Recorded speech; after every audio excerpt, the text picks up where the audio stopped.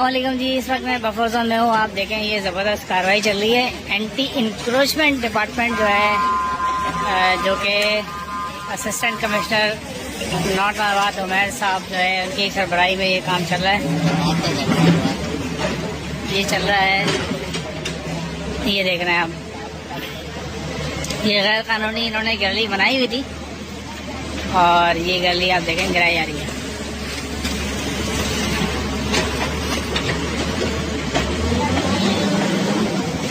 ये बाकायदा जो है पिलर लगाए हुए थे, आप देखें, ओए ओए ओए ओए, बाकायदा पिलर लगे हुए थे और बुनियादें वगैरह सारी लगी हुई हैं, आप देख रहे हैं।